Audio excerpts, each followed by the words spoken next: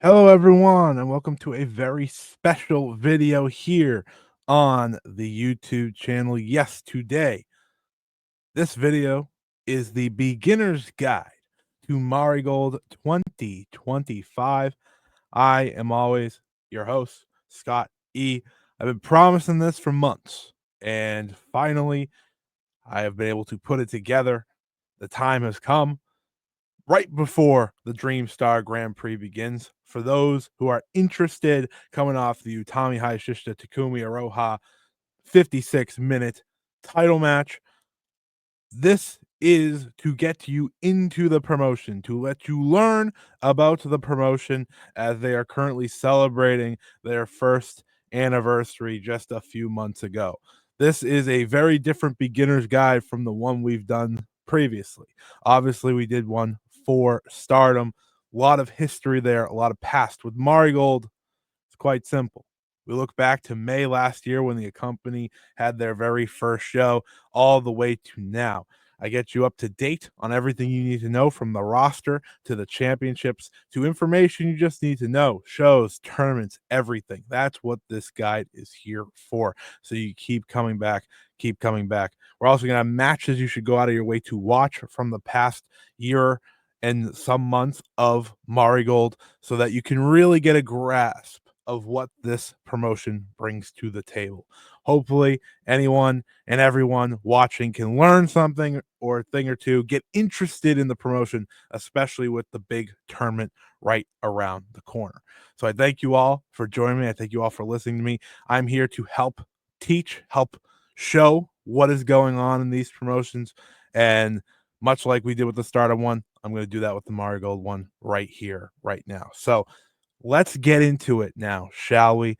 The beginner's guide to Marigold 2025.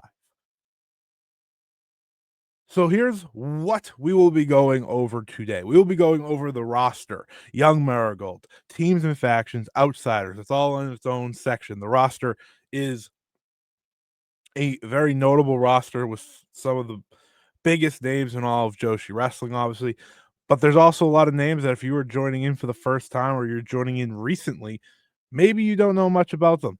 That's why I'm here, to get you up to date on all these wrestlers. We'll also be going over the championships in Marigold, the titles that are present in the promotion. We'll be going over the shows and tournaments, the rivalries and stories to know moving forward, the matches to watch from its first year and some months, because I think that's always the best way just to learn what a promotion's all about. I'll also give advice how to follow along with Marigold on a week-to-week basis. I think that's always very important. And then some helpful content at the end. I'll direct you towards different things of content, different content creators that are covering Marigold each and every month. So, with that, let's get into it. The roster. The roster of Marigold is a very talented one. It is a growing roster.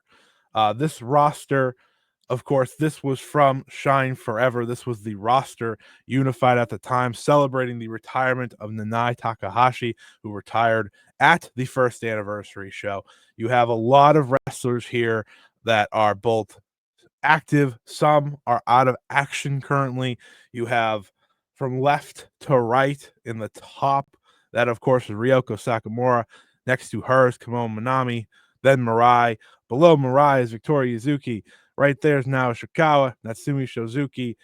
Of course, that is Rasi Ogawa, the owner of the company. Kazuna Tanaka, Koki Amari, Shino, Misa Matsui, Chiaki, and Megaton below her. Then on the bottom row, you have Hummingbird, Rhea Seto from left to right, of course, Mayu Iwatani, Natsumi Shozuki, once again, Utami Hayashishita, Nanae Takahashi, and her passion daughter, Sareee Yamaoka, Miku Ano with Mai Sakurai right above her, Nagisa Tachibana, Chika Goto, and Yuki Minami. We're going to go more into some of these wrestlers for sure.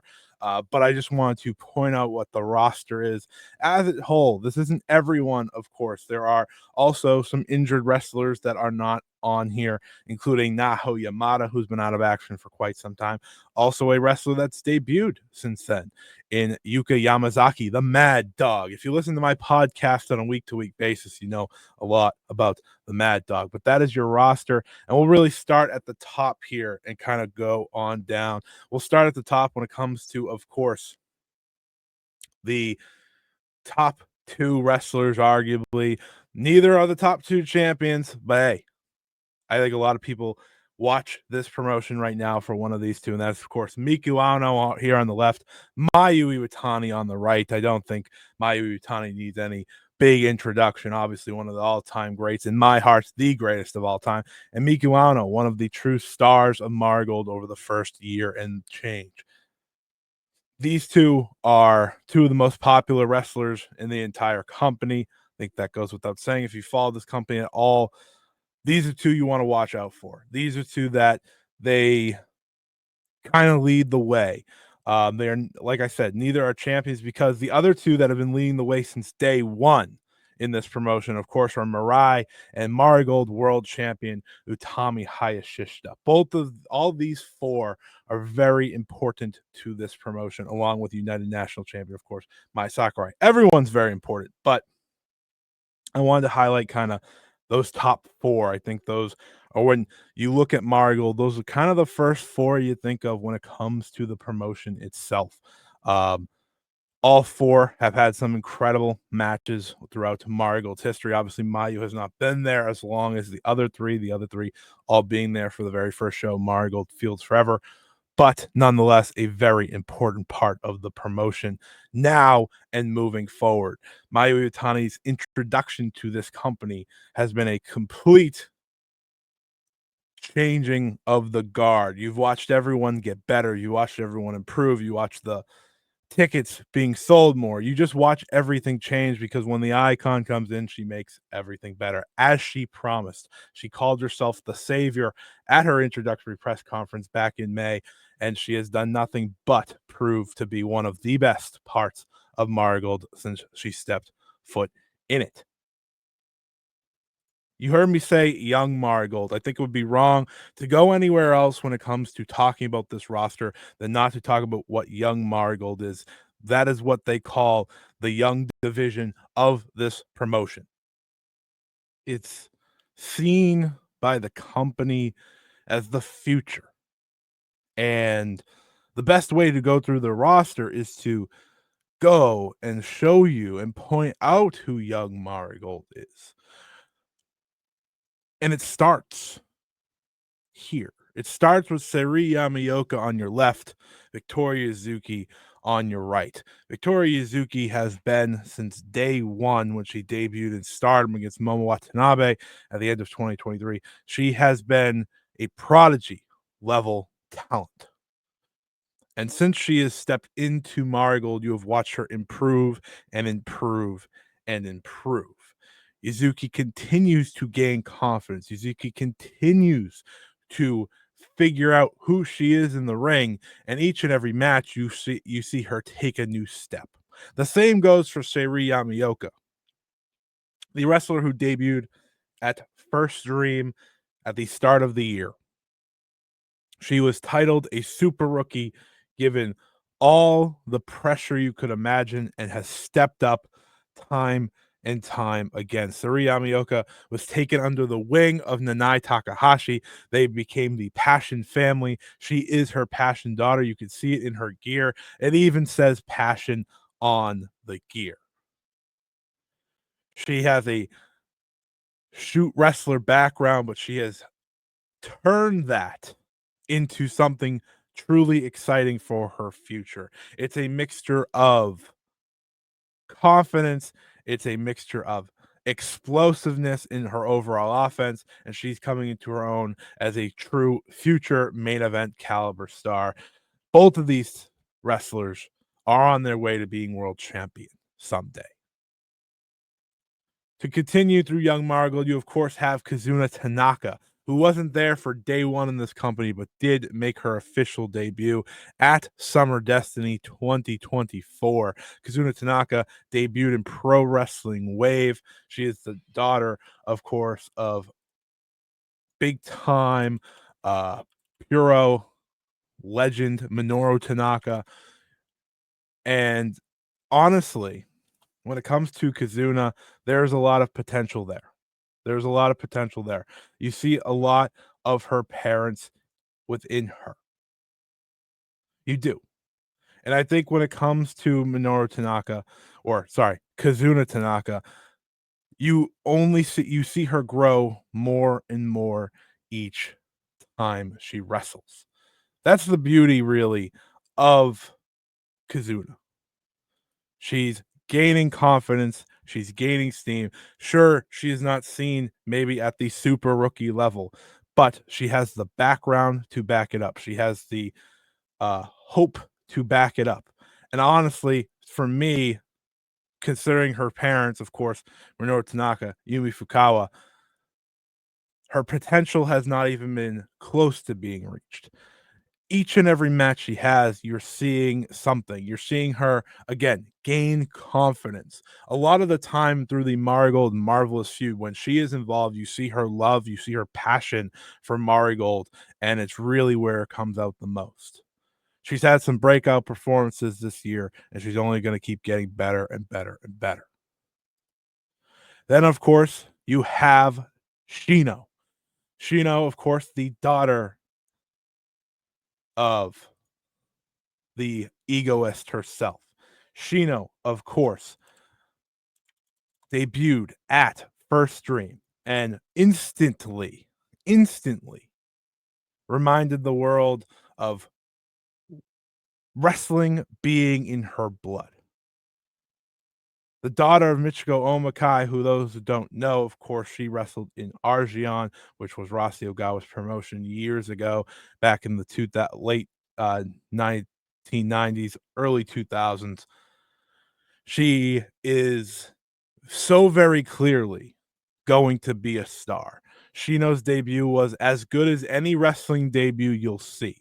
She stepped in there with Mai Sakurai at Shine Forever and showed the world, I'm going to be at the top of this game.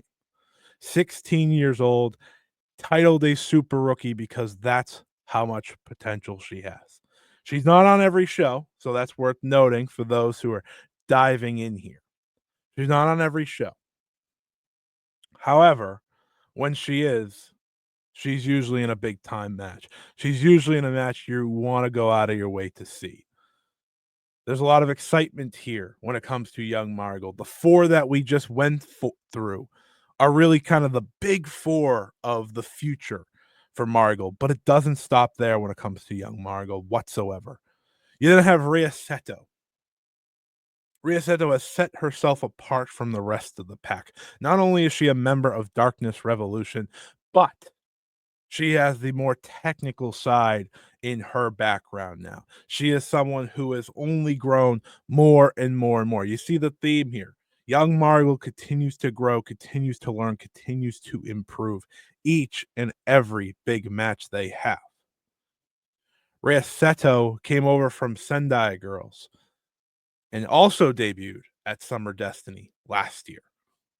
She's coming into her own. She is setting herself aside. Of course, her love for JoJo's Bizarre Adventure is always seen in her presentation, but she is someone that I think many people can really become fans of, and someone who, between her match for the Superfly Championship against Victoria Yuzuki and really just the last couple months, she's showing she's going to be a name you have to remember when it comes to the future of this promotion.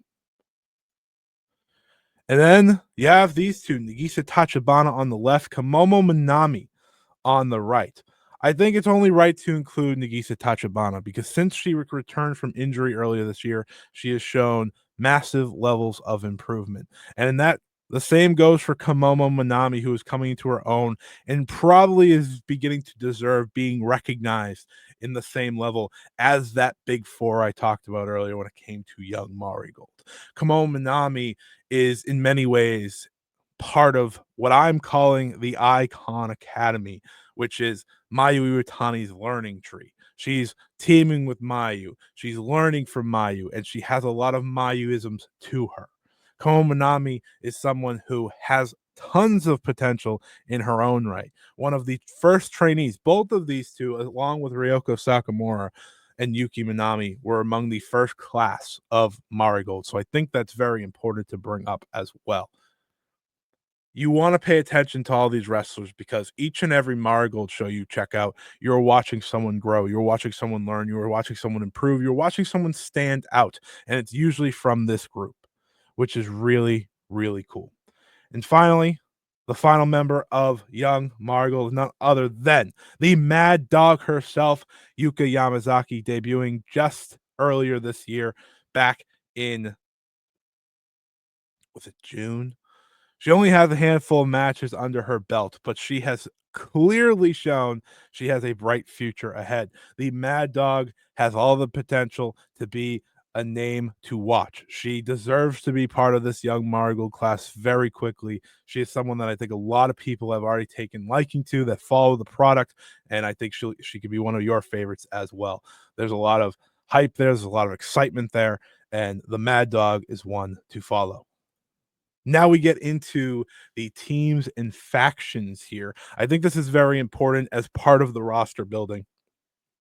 Not only so we can name some more wrestlers, of course, but there aren't a lot of factions. There's one. There is one faction as of this recording. So we are going to start there, but we're going to name some notable tag teams that are reoccurring and really consistent, because with the way Marigold is made up right now, there's a lot of freeness to a lot of these wrestlers. They get to team up with different people on a show to show basis. It's what keeps the shows fresh and unique. But there are reoccurring tag teams that you should know. There are reoccurring duos that you should know. And of course, there are just tag teams from the company's history so far that have been very, very important to know. Then, of course, though, we will start with the top faction, the lone faction in the promotion, and that is Darkness Revolution. From left to right, it is Nagisa Nozaki, Rhea Seto, Misa Matsui, and Chiaki. Nagisa Nozaki is a freelancer, but she is on every single show for this promotion. She might as well be a roster member. And of course, Rhea Seto recently joining the group, um, joined by Misa Matsui and Chiaki, two wrestlers who I am a big fan of as well. Darkness Revolution is your heel faction of the company. They are your true heels of the company. There's not really any other heels. Everyone else is kind of doing their own thing, but these four have their own determination. They have their own mindset, and that's what sets them apart from the rest. Misa Matsui, plain and simple, one of the most talented wrestlers on the entire Marigold roster. This is a wrestler that wrestled Mayu Iwatani for the first time, and Mayu walked away saying, "Why did I not know about you before? You are incredible. You are one of the best on the planet." This is someone who, as far as I'm concerned, is a future United National Champion. She should be. She has all the potential to be. You have on the right Chiaki, the jokester kind of the group, as you can see. A lot of charisma there. And like I said, on the left, you have the veteran of the group, which is, of course, Nagisa Nozaki. We've talked about Rhea Seto a bit, but this is your lone faction of Marigold. From there, we talk tag teams. Well, Victoria Yuzuki has a few. Victoria Yuzuki has 3 tag teams, starting in the middle with Utami Hayashishita. This is a mentor student type tag team that has really shown they are one of the very best, if not the very best, in the entire world. These two are incredible together. Okay. These two are fantastic. They've challenged for the Twin Star belts together. They have clearly been a breakout. Then on the right, you have Victoria Yuzuki's first true team. One of the true teams, they even have a name, that is Celine Flora, Kazuna Tanaka, and Victoria Yuzuki. They team from time to time, and I think they have real potential to be Twin Star champions as a duo. I like what they bring to the table together. I think they are obviously very close, and they are a duo to follow. And then, of course, on your left, the ultimate teacher and student duo, that is, of course, Mayu Iwatani and Victoria Yuzuki. We haven't seen them team too much yet, but after Mayu Iwatani defeated Victoria Yuzuki for the Superfly Championship, they agreed to team moving forward. There's a lot of potential there. Obviously, they started together in Stardom as part of Stars. Victoria Zuki's idol is Mayu Iwatani. It speaks for itself. That is someone who means the world to her, and there's a lot of potential there. All these tag teams have true potential to win the Twin Star belts because, hey, Victoria Zuki has a lot of friends, and that's an okay thing. And then you have the first ever Twin Star champions of this company, and that is Mirai Saku. Mai Sakurai and Mirai, they have been the reoccurring duo of Marigold for really since the start. They have been going and going and going. Like I said, the first tag champions, of course, with Mirai, you have someone who has been at the top, right? Someone who came in from stardom, two-time Cinderella tournament winner, former Wonder Stardom champion, main event caliber talent. Then you have Mai Sakurai, someone who has come in through Marigold and raised her stock. She went from, of course, being Julia's sidekick in many people's eyes to being a true top player. She won the Twin Stars, became the inaugural Twin Star champions with Mirai. She made it to the finals of the Dream Star Grand Prix last year, coming up short just to Utami Hayashishita. And of course, she is the reigning United National Champion, defeating Miku Ano, who was the first champion and continues to reign on this year. These two have set the precedent of top tier in Marigold, and as far as I'm concerned, they will continue to do so. They're not always teaming, they're sometimes on the other side of each other, but they come back together, and it's always a lovely duo. And this last tag team may shock some. I think many people may have expected the twin tower duo of Chika Goto and Koki Amare. They don't team much anymore.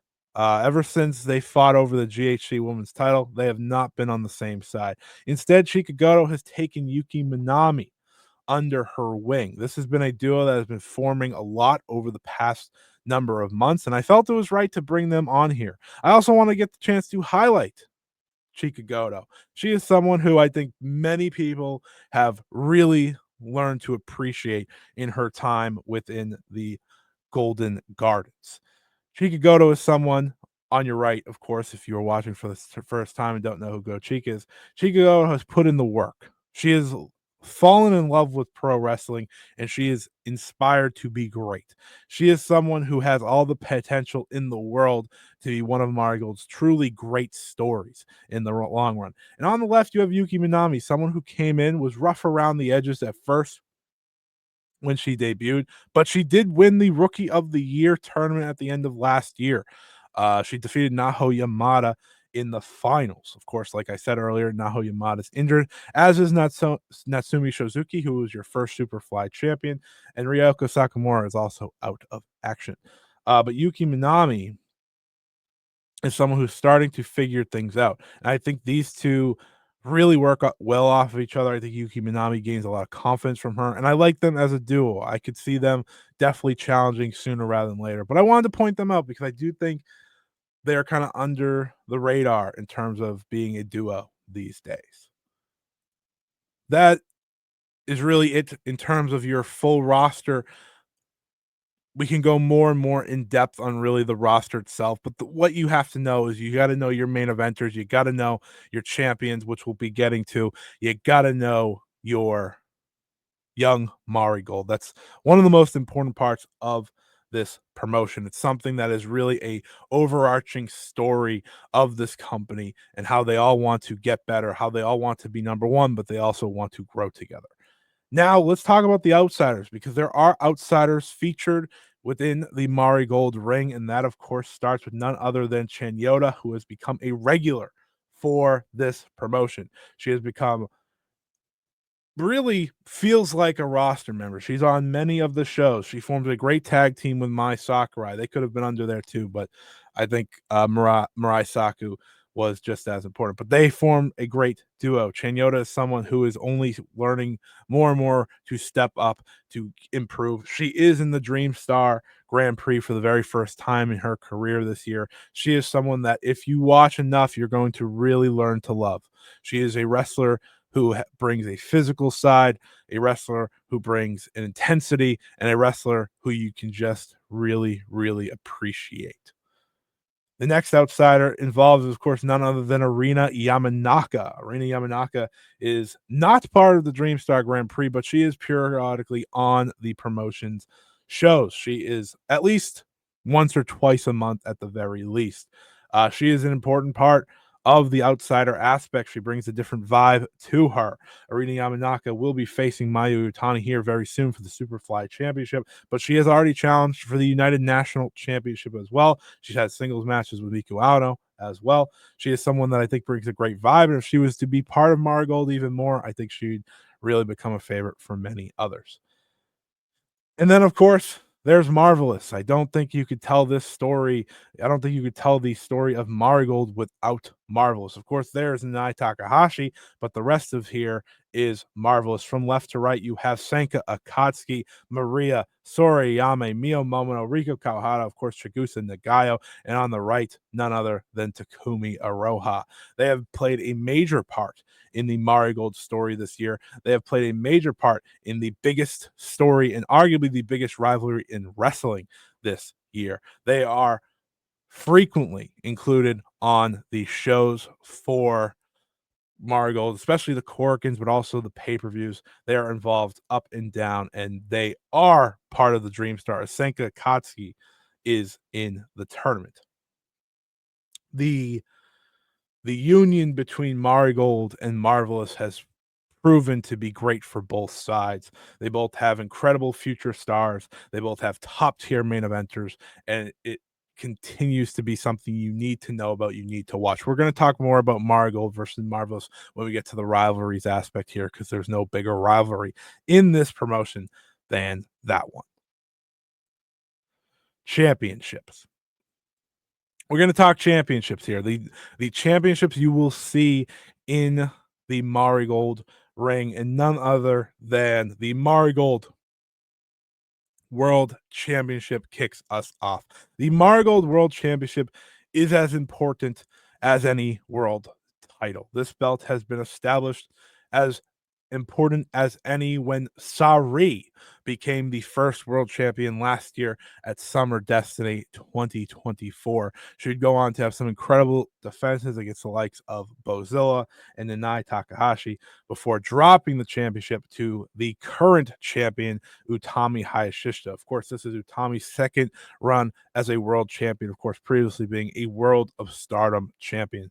This belt is as by the books world title as you'd expect. It is truly one of the most beautiful belts in all of pro wrestling, and it has set the bar for what Marigold is trying to achieve. As many wrestlers have told me in interviews, they see the world champion within this promotion as the ace. So that, of course, is Utami, who stands at the top now. She has had title defenses so far against Tank, who is a foreign wrestler, Bozilla, Mirai, and most recently, the 56-minute battle between her and Takumi Aroha. The Marigold World Championship is one that will bring many eyes. It is one that's very important. It is one that the likes of Miku Ano, the likes of Mirai, the likes of Mayu Iwatani, all have their eyes on and all want very, very soon. But right now, Utami stands at the top. Of course, Utami won the Dreamstar Grand Prix to win this championship, which I think is very important as well. You then have the United National Championship, which is, of course, held by Mai Sakurai. Mai Sakurai has proven to be a fantastic champion, a fitting champion of what this belt represents. The pure white belt, as they call it. Miku Ano was your first champion, defeating Mirai and Bozilla in a tournament on the final night at Summer Destiny 2024 to become the first champion. Mai Sakurai would then defeat her at First Dream earlier this year to reach the top, reach her highest level, a level that many probably did not expect of her once upon a time, but boy, oh boy, has she shown it since. Mai Sakurai has the most single belt title defenses of any wrestler in Marigold history and continues to reign as of now. Her reign has gone on for 200 days at the time you are listening to this, and she has secured 6 successful defenses, like I said, more than any other champion in the company's history, no matter the belt. She has successfully defended against Nagisa Nozaki, Chen Yoda, Arina Yamanaka, Misa Matsui, Chika Goto, and most recently, Riko Kawahara. I think this is all very important because obviously this is a champion who has established herself, and whoever can now take her down from the top will be very different. It is very similar in many ways to the Wonder of Stardom Championship. It is a belt that you make yours. While the World Championship is the pinnacle, the top prize, the United National title is seen just as strong, and a title that Mai Sakurai has held strongly over the past number of months. From there, you have the Twin Star Championship, and I would say this might be up for debate, but I'd say these have been the strongest championships in the history of Marigold, to be quite honest. The first champions were, of course, Mirai Saku, as I said earlier. Your reigning champions now are none other than Magenta of Marvelous. So again, playing to the Marigold versus Marvelous feud. But these titles have continuously given some of the best matches in Marigold history from a show to show basis. Mai Sakurai and Mirai defeated Miku Ano and Natsumi Shozuki in the tournament final to become the first ever champions before successfully defending the belts against Nanae Takahashi and Nao Shikawa, Twin Towers, Chika Goto, Koki Amare, Celine Flora, Koki Amare, and Tami Hayashishita, and then, of course, drop them to Chiaki and Nagisa Nozaki. These belts are also the ones that have been won and lost the most, because we are on the 5th overall champions to hold these belts. So, like I said, Mirai Saku were your first champions. The Dark Wolf Army at the time, now Darkness Revolution, Chiaki, Nagisa, and Nozaki were your second champions. Bozilla and Tank were your third champions. And I'd argue the best champions to this date for these belts were none other than Nanae Takahashi and Sareee Yamaoka, who held the belts for 111 days before dropping them to, of course, your champions here, which are Magenta. Magenta has successfully defended these belts once already, successfully defending them against the duo of Chan Yoda and Mai Sakurai. I love the Twin Star Championships. I think they're fantastic belts. I think, again, they are an incredible part of Marigold's history, and they have been, in many ways, a fantastic showcase of what tag team wrestling is all about. You then have the Superfly Championship, which is, of course, held by the icon, the greatest of all time, Mayu Iwatani. This belt was originally crowned at, like I said earlier, the vacant championship was crowned at Summer Destiny 2024 when Natsumi Shozuki defeated Misa Matsui to become the very first champion. Shozuki would defend the title a number of times, including against someone like Misa Matsui, before dropping the belt to none other than the protege of Mayu Iwatani, Victoria Yuzuki, earlier this year at First Dream. Yuzuki had a very strong defense record. She had a very strong title reign overall before ultimately dropping the belt to Mayu Iwatani. At just 20 years old, she's one of the youngest champions in company history, of course, topped by Sareee Yamaoka, who held the title, but Yuzuki defended the title 3 successful times against Yuki Mishiro, Misa Matsui, Rhea Seto before dropping it to Mayu. Mayu continues to reign as champion. She had one of the, I would say, the best title match in the belt's history against Misa Matsui in her first defense, and will soon defend the belt against Arina Yamanaka, as well as tease against Mio Momino. This belt, for those who don't know, is not necessarily a high speed championship, but it has very similar feeling to that. The Superfly Championship actually has a, I believe, a weight limit, and it's also a 15-minute time limit, which is also very important. This title does serve a similar purpose as the um, does serve a similar purpose as a high speed type belt, but it is also very unique. There are different styles to the matches. Not everything is high speed, not everything is very specific. The limit for the belt is 55 kilograms. So anyone that's 55 kilograms or below can challenge for the championship.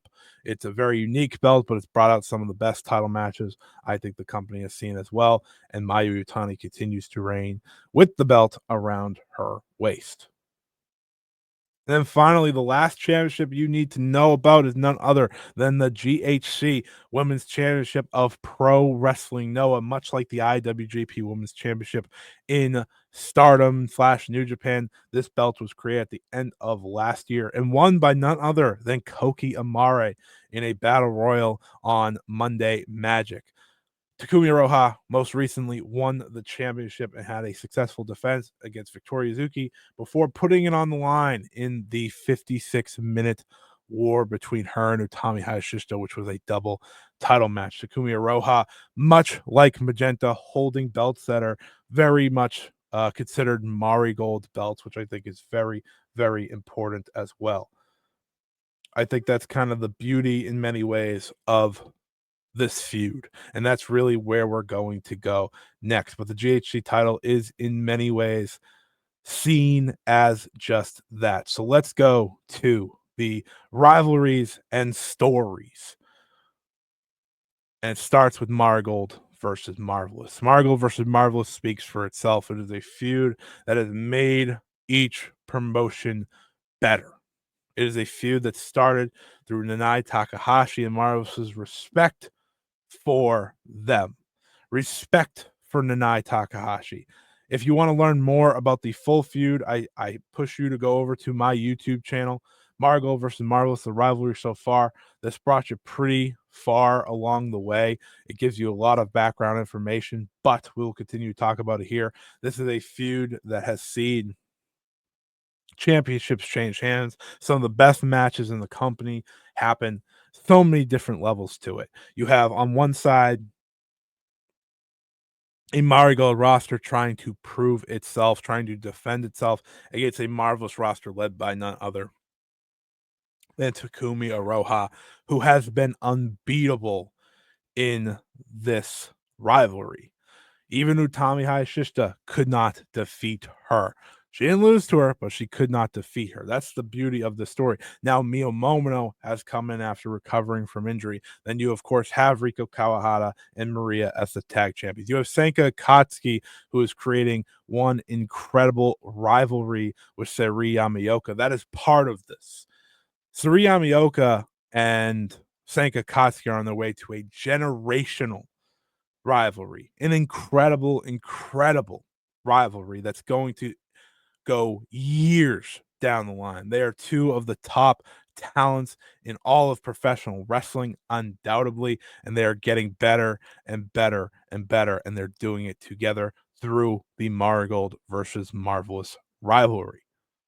There's so much to dive in here, but this is the leading story, the leading rivalry of Marigold in 2025, and it's one that I think anyone who checks out is going to absolutely fall in love with.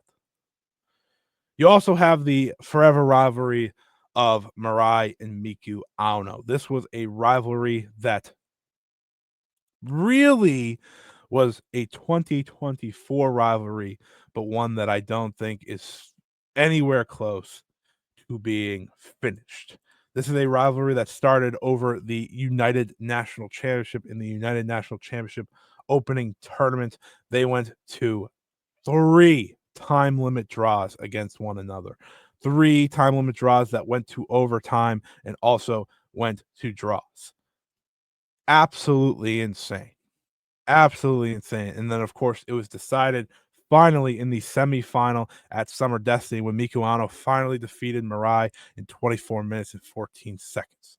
This is a rivalry that also continued, as I said earlier, in the Twin Star tournament where Mirai side of the field got the win over Miku Ano's side, right? It was Mirai and Mai Sakurai defeating Miku Ano and Natsumi Shozuki. That's where Mirai finally got her win. But in terms of singles wins, Mirai has yet to defeat Miku Ano. This is a rivalry that you need to keep track of because it will continue on the opening day of the Dream Star Grand Prix when they reignite the flame, when they get back into the ring against one another for the first time in the singles capacity since Summer Destiny 2024. Well over a year since the last time we saw this singles match. This is a rivalry that really helped kickstart Marigold in the first few months, and it's one that everyone should have their eye on moving forward because it's far from over. Another story that you should remember is none other than the story between Victoria Yuzuki and Mayu Iwatani. This is a story of teaching. This is a story of one-upsmanship. This is a story that is far from over and maybe in the long term going to be the overarching story of Mayu Iwatani's Marigold career and in many ways Victoria Yuzuki's career.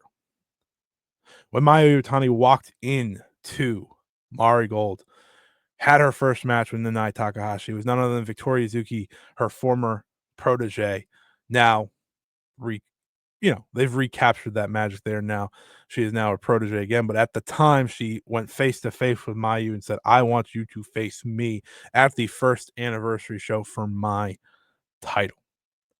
It's very important because Mayu Iwatani is the woman who walked in on day one in her press conference and said, I'm not only the savior, I am going for the Grand Slam. I was the Stardom Grand Slam. I accomplished everything there. Now I am here to accomplish everything in Marigold. It is a race to the finish line between these two because Victoria Yuzuki said, I want the Grand Slam. I'm going to beat Mayu Iwatani to that very level. That's what I'm going for. This is a story to follow because for the next number of years, these two are going to be linked forever. On the final night of the Dreamstar Grand Prix this year, they will continue their story. One that, of course, has been only on the side of Mayu Iwatani. So keep an eye out for that. It is a story that I absolutely love. It's very similar to Mayu's story once upon a time with none other than Starlight Kid. We'll see if Victoria Yuzuki has better luck, as well as Tam Nakano. Neither of them ever beat Mayu Iwatani. Perhaps Victoria Yuzuki can be the one to do that. And another story that you should be following or budding rivalry is the one between Victoria Yuzuki and Rhea Seto. It was Victoria Yuzuki who Rhea Seto smashed in the head with a chair to officially join Darkness Revolution. This one was very recent, very notable, and one that you need to pay attention to. While Marigold versus Marvelous runs the rivalries and runs the stories of this promotion, and rightfully so right now, this is one that feels like a long time story in the making. This feels like a story between two young wrestlers who want to be the very best. Rhea Seto has said she's had enough of sitting behind Victoria Yuzuki. She now wants to be out in front. She now wants to be ahead of her, and she will do everything in her power to do just that. They will, too, continue their feud in the Dream Star Grand Prix. Speaking of the Dreamstar Grand Prix, we now head over to the shows and tournaments section here of the Beginner's Guide to Marigold 2025. And we start none other than with the show I have named many times throughout this program, and that was Marigold Summer Destiny 2024 at the Ryogoku Sumo Hall. This was the first major pay-per-view in the history of Marigold. It is a pay-per-view that is seemingly been turned into Grand Destiny, which will be later this year.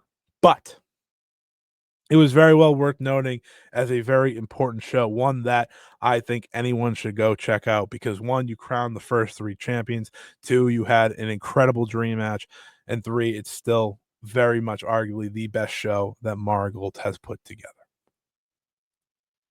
Then, of course, you have First Stream, the show that kicks off Marigold's year. This year was on January 3rd, 2025. It was the show that Utami Hayashishita defeated Sareee to become the Marigold World Champion. This is a show where also Sareee Yamaoka made her pro wrestling debut. It feels like this is a new staple of a show. We have yet to have two of them. but it feels like a staple of the show to kick off the year for Marigold, especially with it being such an important point in someone like a Sareee Yamaoka's career, who's only going to get started from here. This took place at Oda Ward City Gymnasium. Like I said, as part of the big part of Japan, the celebration week, of course, that is those 2 weeks of holiday. Then, of course, the anniversary show, which was Marigold Shine Forever 2025, a glorious celebration. These are all pay-per-views, by the way. These are top aligned pay-per-views. We'll talk about the other levels of Marigold shows from here. But Shine Forever was the anniversary show, and it was a very important one. I'd say it's the best show for Marigold, top to bottom, to this date, when whether it was title matches, the retirement of Nanae Takahashi, and everything in between. It was truly a special, special show that took place at the Yogi National Gymnasium. Um, it's the last pay-per-view that has taken place. Like I said, we are now building to Grand Destiny 2025, which takes place on October 26th as they return to Ryogoku Sumo Hall for what should be a major, major show once again. Probably the staple show, the biggest show of the year for Marigold as they enter the Sumo Hall realm. Like I said, it's what they did last year with Summer Destiny, their first true pay-per-view. Now this is the show that they are building to right here, right now. Kind of the big mega show, whether you want to say it's your WrestleMania or All In or Wrestle Kingdom or Stardom All-Star Grand Queendom. Grand Destiny feels like it's going to be that for Marigold moving forward. And then you have their Korakuen Hall shows. Marigold's Korakuens are very important. You'll see many different types of matches on there. The world title, the United National title, the Twin Stars, Superfly, everything is defended. Their Korakuens are important, whether it be to build to the next major pay-per-view or to be the next major stop in the calendar. Like I said, at the most recent Korakuen Hall show, the main event was Utami Hayashishita versus Takumi Iroha for both the Marigold World Championship and GHC Women's Championship. Mayu Iwatani made her Marigold debut in the middle of the Korakuen Hall ring against Nanae Takahashi for her very first match. Like I said, so many different moments have happened at Korakuen Hall. The image here that I am using is none other than the image of Marigold Fields Forever, the first ever show of Marigold, which I find is very important as well. It set the stage that Korakuen Hall is an important aspect of this promotion. It is a show, or it is a venue that they take very seriously. It's a show that you want to check out when Marigold heads to Cork, and you want to check out. I also think from there, other shows that are important include Shinjuku Face. Usually, more often than not, there is a title defense when they head to Shinjuku Face. Those shows are live, and I think this is a very important part as well. Every show is on Wrestle Universe, whether it be a pay-per-view or not. The pay-per-views are the Grand Destinies, are the Summer Destinies, Shine Forever's, first streams, but the Korakuens are not pay-per-views. Those come with the subscription. You can check them out on there. I also think it's important to know, like I said, with Shinjuku Face, should keep a first string. When they are in Tokyo, they are usually streamed live on Wrestle Universe. When they head outside of Tokyo, it's usually available on video on demand on Wrestle Universe. Other big venues that they've done big matches at include in Nagoya as well as Osaka. So those are things to keep tabs on when it comes to Marigold shows and how that goes. The type tiers that I went over for Stardom's shows back on their beginner's guide. That's kind of how it goes. So tier one would be the top of the line pay-per-views. It would be First Dream, Shine Forever, Grand Destiny. Those are really the ones those are the must-see, undeniable shows. Tier two, right below it, though, right next to it is their Korakuen Hall shows. There is no other level. That is all by themselves. You can include tournament matches and tournament finals in there as well, but Korakuen, guess what? The tournament finals are happening in Korakuen, so that really furthers the point. When Marigold's running a Korakuen, you want to check out that show. The next tier below that would be Shinjuku Face or in Osaka. They'll do title matches there. They'll do pretty strong cards there. They're ones you want to check out. out. And after that is your video on demand territory, really anywhere else they go. They'll put on some great house shows from time to time. The trios and tag matches is kind of their staple on those shows, but that's the tier list you want to keep intact. I'll include that if you ask me, if you reach out, let me know. I'll be happy to point that out. And then, of course, we bring it to the 5-star Grand Prix, the signature tournament of Marigold's calendar. It is a round robin tournament following the previous um lineup of what the G1 Climax used to do or what the 5-star Grand Prix used to do, which was everyone wrestles each other.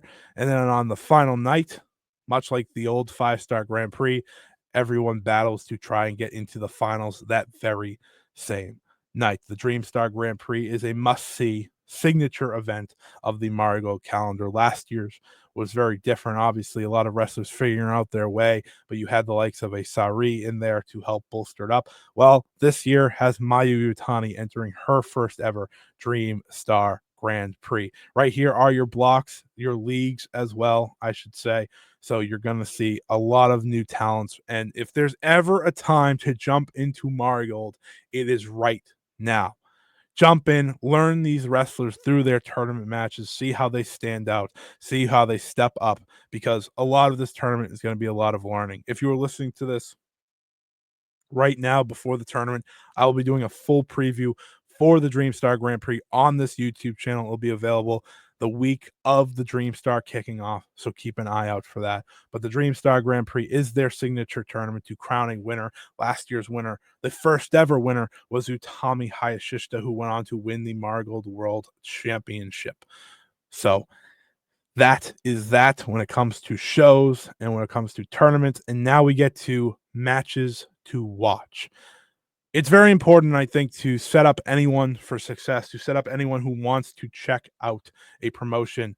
Where do I start? Well, why don't I give you some of the top matches in the company's history since the very beginning? I've put 10 matches together. Some of them are just the best of the best, plain and simple. But some of them are the most important matches, I think, in company history. And some of them are ones that you want to go check out because it's the beginning of something special.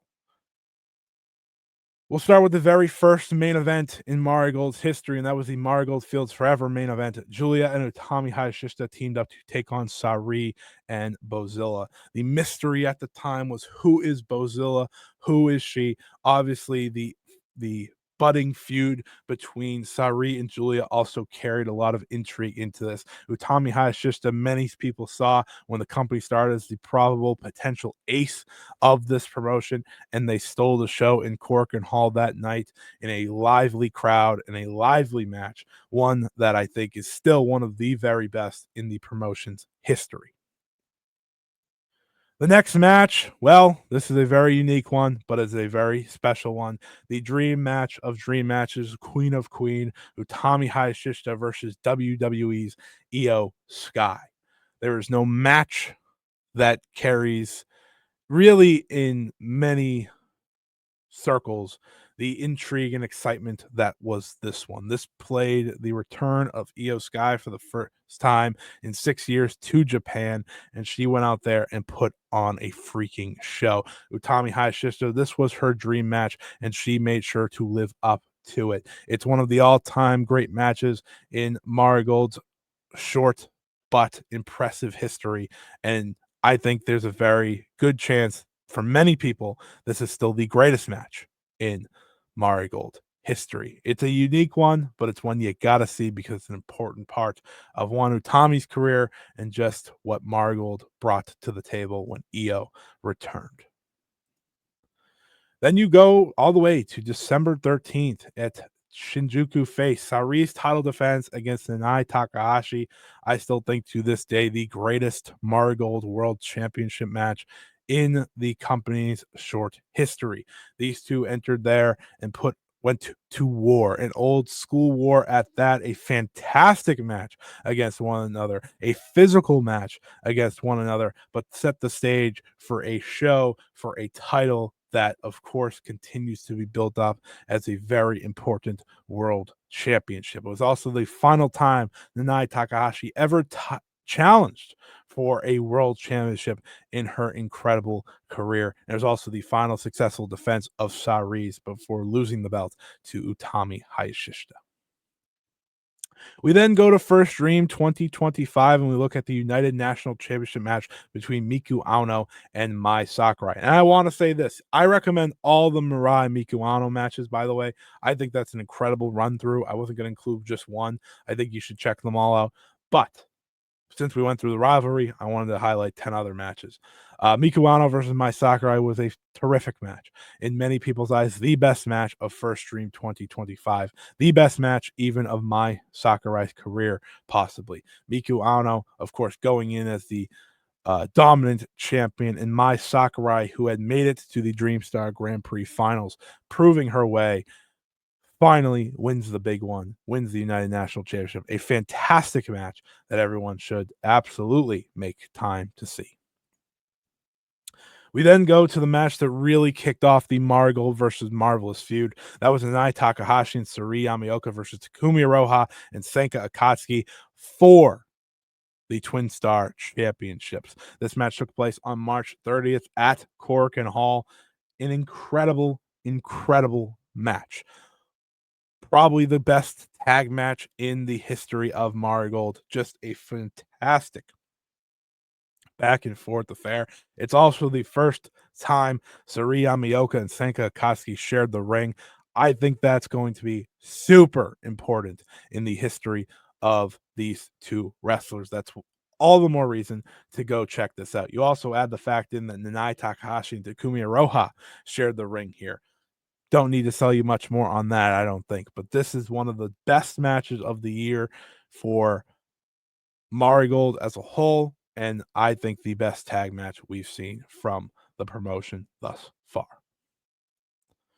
Speaking of great matches, one of my favorite Marigold matches of all time, the Marigold versus Marvelous Gauntlet style match. You had Miku Ano, Natsumi Shizuki, Chika Goto, Kazuna Tanaka, and Rhea Seto all representing Marigold while they faced the Marvelous team of Takumi Iroha, Maria, Riko Kawahara, Ai Hozan, and Sora Ayame.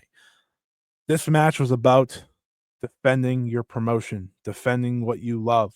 This match was fantastic. It happened on April 25th in the main event of Korakuen Hall, and it was one that you saw breakouts from the likes of Kazuna Tanaka. You saw breakouts from the likes of a Maria on the Marvelous side. You had an incredible war between Miku Ano and Riko Kawahara that a match in itself would have been one of the best matches of the year, truly. You had Ai Hozan in there, Sora Yame in there for the first time in a Marigold ring. And of course, you had Chika Goto trying to step up in the end against Takumi Iroha in a very fiery performance from someone who, like I said, if you watch enough Marigold, you're going to become a major fan of very quickly. Then, of course, you knew this had to be on here. It was May 4th, Korakuen Hall, part of the Passion Countdown, the first match in the history of Mayu Iwatani's Marigold career. This was her debut match. It is truly one of my most favorite matches I've ever witnessed in real time. It is one of my favorite matches in Marigold's history, probably my favorite match in Marigold history. It was very old school Mayu in many ways. You saw her in the underdog role for the first time in a long time.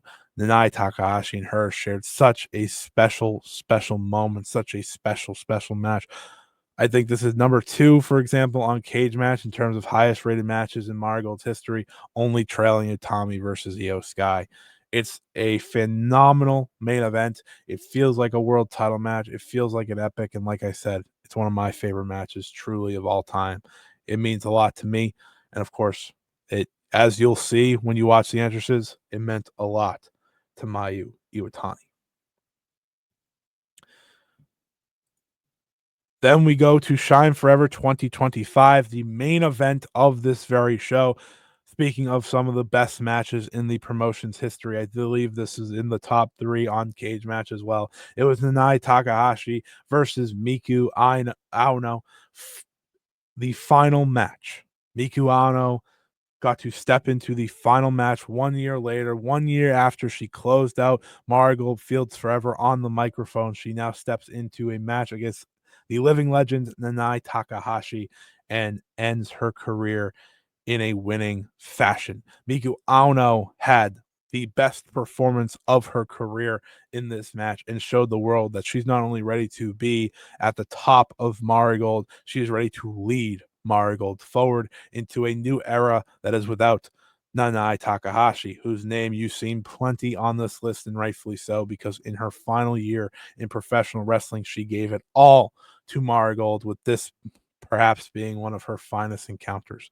Just a fantastic, fantastic run. There's a reason I put 4 Nanae Takahashi matches out of 10 on here.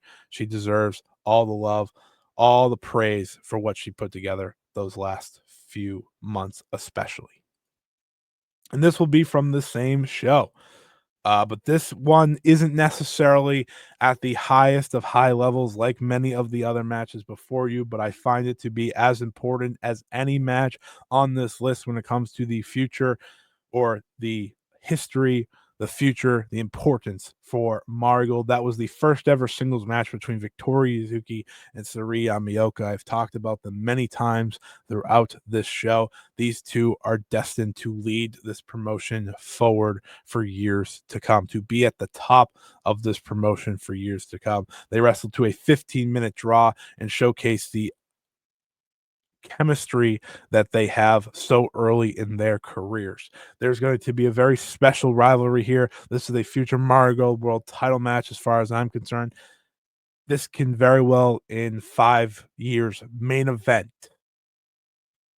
a major, major show for Marigold, and I'm sure it will. But this was the first encounter for them in terms of singles action. You're going to want to check it out. They run it back in the Dream Star here very, very soon. And the final match recommended was the first Superfly title defense of none other than Mayu Iwatani. She defended against Misa Matsui in an incredible match. I think the best Superfly title match we've seen to date. Just a terrific back and forth encounter between two fantastic wrestlers. I think Misa Matsui deserves to be on this list. She's been one of the MVPs really since the start of Marigold. You put her into a role, she is going to thrive. You put her into a title match, she's going to deliver. And this was the same case of that. Make sure you go check out all these matches. Of course, the past core can also include the Utami Takumi Roha 56-minute war that many people should check out, of course. But these are the 10 matches I'd recommend you check out if you wanted to do a speed run of history, a speed run of importance through this company's history.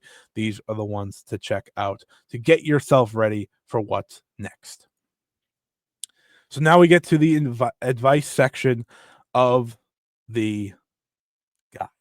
The advice section is very simple. I'm going to tell you where to go, what to do to check out this promotion and to keep up to tabs on this promotion. And none other than Wrestle Universe is the place to start. Marigold is one of the featured programs on Wrestle Universe, along with Marvelous, Sunday Girls, Pro Wrestling Noah, TJPW, DDT, Gone Pro, Michinoku Pro, Real Zero One. Marigold has been on there since day one. Every single show they have is on Wrestle Universe. Make sure you go subscribe. It is the best streaming service in all of professional wrestling, the best bang for your buck. And like I said, this is where the shows will either air live, whether it be pay-per-view or not. This will also be where the video on demand goes. So make sure you go check out Wrestle Universe. I'll also tell you, in terms of advice, if you want to keep up to date with everything Marigold, they have 2 accounts to follow. It's either at DSF underscore Marigold. That is the normal Japanese account. That's where you'll see match announcements and everything. Or you follow the English account at Marigold underscore Joshi. That is where you see plenty of announcements as well, match announcements. Right now, tons of information on the Dreamstar Grand Prix on both of those that you're going to want to check out. So please go out of your way to check those out. It's the best way to keep up to date with this promotion because, like I said, with tournament season here, you're going to want to do just that. And here's some helpful content. I think this is very important. Um, Helpful content can come in many forms. I'm going to give you people that cover this promotion. I'm going to give you podcasts to cover this promotion if you want more to follow on a week to week basis. I know podcasts and stuff isn't for everyone, but to simply get it obviously out of the way every Friday right here on this YouTube channel, youtube.com/at Scott E Wrestling. My podcast is available, the 5-Star Joshi Show. I cover Marigold each and every single week. Their house shows, their pay-per-views, their Corkins, whatever it may be. I cover it every single week. I'll also tell you, go check out the Joshi newsletter. The Joshi newsletter is something I'm very proud of. That is, of course, known officially as the Joshi Informer, a something that we've really put together. The Joshi Informer newsletter is available at the joshiinformer.substack.com. We have Marigold coverage. We have all Joshi coverage. If you want the week-to-week basis or bi-weekly basis, make sure you go subscribe to that. Also point out some content creators. You could check out the Stardom Quest Gold podcast. They cover Marigold and Stardom over on their podcast on a week-to-week basis. You can check out the Marigold Standard podcast. They also cover Marigold on a week-to-week basis. And then just off the riff, off of the top of my head, people to follow. Obviously, follow me at Scott E Wrestling on Twitter. That's the best place. Or Blue Sky. I'm also on there. That's the best place to get really any info. I try to post cards and stuff from time to time and things like that. So go check that out. You can follow Peps if you know Peps. I'm sure many people know Peps. Peps does a pretty good job covering, obviously. Peps covers a lot of things, but he does cover Marigold as well. Also has a YouTube channel. I don't think there's been any Marigold coverage on there yet, but definitely check out Peps' YouTube channel as well. Check out ResRamag.org. That is a Joshi coverage website ResRamag.com. My apologies. They have articles about all of Joshi. They have articles about Marigold. There's this great guide for the Dreamstar Grand Prix going up from my good friend Trent that you're going to want to check out over there as well to get yourself prepped for that. Let's see. Anything else? There's some great content over on Voice of Wrestling. My good friend Alex Richards does. You could check out so many other people. You could just type in Marigold. I'm sure you could find more people. Obviously, follow the wrestlers as well. I think that's very important. Follow the wrestlers to learn more and more and more about them and what they do and all that good stuff. But yeah, those are the content creators. Those are the podcasts and the YouTube channels and anything I can think of off the top of my head, websites and so on. Like I said, you don't have to go far if you want to just listen to me. That's fine. But I think getting anyone's perspective is really cool in those podcasts. I appreciate all 4 of those folks that do those podcasts. I appreciate the content creators that continue to cover this promotion because, like I've said, this promotion is a very exciting one. This is a promotion that I firmly believe is very exciting. And I mean, to point to me once again, I do interviews with Marigold's talents, and I'm very proud of. So far this year, we've had ones for Sareee Yamaoka right before her pro wrestling debut. We had a very informed one with Mirai, who was incredible. We had one with Shino, her first ever international interview. And we had one most recently with Victoria Izuki. So again, those are all over on Fightful.com. You can type in my name, Fightful.com. They'll all pop up. You can type in any of these podcasts or anything like this over on Google. Type in Marigold wrestling interview. They'll pop up. I'm very proud of all these interviews that I do. I'm very proud to bring the words of these incredible wrestlers to English fans because it's truly an honor. But like I was saying, I think Marigold deserves a lot of people's eyes because this is an incredible roster that's just figuring things out. They're starting to really put things together, gain momentum. Yes, you have the Mayu Iwatanis and Utamis and Mikuanos and Mirais and Mai Sakurais that lead the charge, but you have in the future, in the present right now, the Victoria Izukis, the Sareee Yamaokas, the Shinos, the Kazuna Tanakas, the Misa Matsuis, but you also have the other wrestlers that are really becoming fan favorites like Chikagoto, like Koki Amari, like so many others. There's an incredible list of roster here that I really do think stands out. That's why I put this beginner's guide to Marigold together, because I do think this promotion deserves a chance. If you want to check it out, it's a hell of a promotion. And like I said, with the Dreamstar Grand Prix right around the corner, there's no better time to jump in. So thank you, everyone. I hope that this beginner's guide to Marigold 2025 was very helpful for you. If you never checked out the promotion before, you check it out, like I said, over on Wrestle Universe. You're not gonna be upset with what you get. It's a promotion that is very fun on a show-to-show basis because everyone's learning, everyone's growing together, and it's really, really cool. Don't enter it thinking it's like Stardom or something. It's not that. It is a promotion on its own with a roster of its own, learning and growing, and that's what makes it so special. So go check out Marigold. Thank you, everyone, for listening to the Beginner's Guide to Marigold 2025. I hope I helped you out. If you have any questions, please leave them below in the comments. I'll be happy to answer them. I'll be happy to help out. I hope this helped you out. I hope this, much like the Stardom one, helped you out getting into this promotion, learning more about this promotion. I'm just here to be a baseline. Go check it out yourself. That's the best way to learn. You learn along with really the wrestlers. As someone who's been watching since day one, not too long ago, but watching since day one, it's been really cool to watch the promotion grow, figure things out, and keep getting better. So thank you, everyone, for listening. We have a very busy couple of weeks here. If you are a regular listener, starting this week, we will have the 5-Star Grand Prix preview for 2025. That'll be up on the YouTube channel. We'll have the 5-Star Judge Show like we do every single Friday as well. On Sunday, the first full review for a 5-Star Grand Prix day is official. Like I said, I'm doing daily reviews for both the 5-Star and the Dream Star this year once again. So each and every day they have a show. As long as it's live, I am going to record and I'm going to post it. If it's not live, I'll post it when it becomes available. But each and every day, in 2 weeks from now, we'll have the Dream Star Grand Prix preview up as well. You're going to want to check that out. The Dream Star, the 5-Star, both happening pretty much at the same time. Both very exciting tournaments, both very different tournaments now. But Joshi is strong. Joshi is exciting. So thank you, everyone, for listening. I hope I could help you just a little get into Marigold. I would like you all to check it out because, like I said, I think it's a great promotion with a lot of great wrestlers, from the main eventers to Young Marigold itself and everything in between. So thank you, everyone, for listening. Until next time, everyone, so long. See you later. Bye-bye.